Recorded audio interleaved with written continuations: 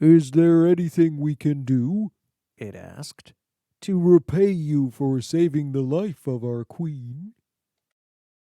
"Nothing that I know of," answered the Tin Man.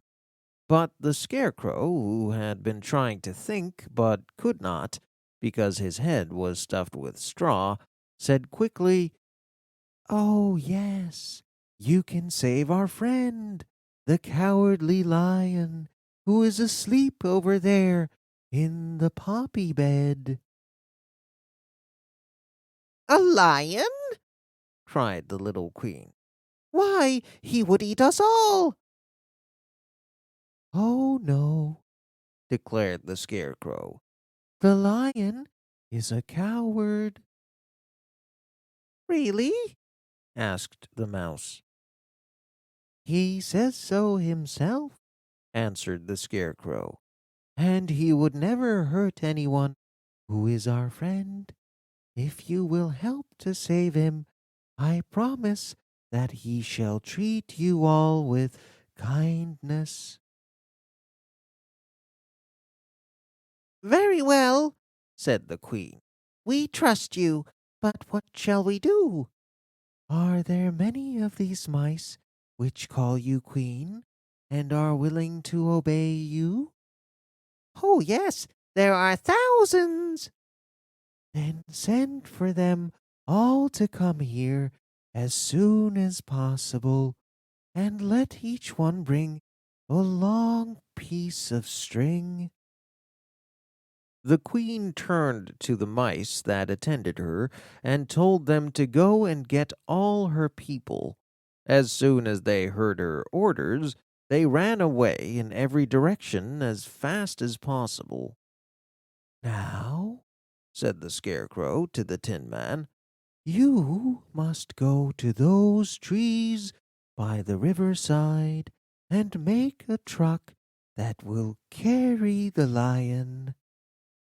So the Tin Man went at once to the trees and began to work, and he soon made a truck out of trees, from which he cut away all the leaves and branches. He fastened all the limbs together and made 4 wheels out of wood, too. So fast and so well did he work that by the time the mice began to arrive, the truck was ready for them. They came from all directions, and there were thousands of them.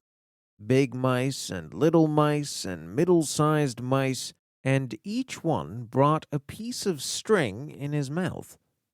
It was at about this time that Dorothy woke from her long sleep and opened her eyes. She was greatly surprised to find herself lying upon the grass with thousands of mice standing around and looking at her timidly.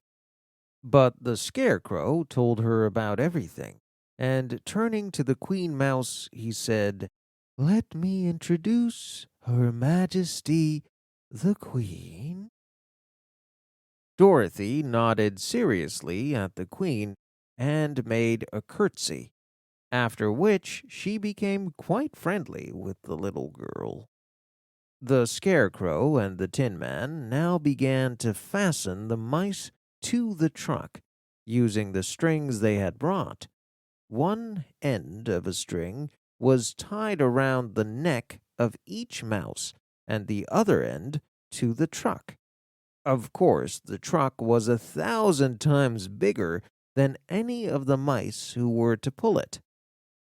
But when all the mice had been fastened to the truck, they were able to pull it quite easily. Even the Scarecrow and the Tin Man could sit on it, and were drawn quickly by the little mice to the place where the lion lay asleep.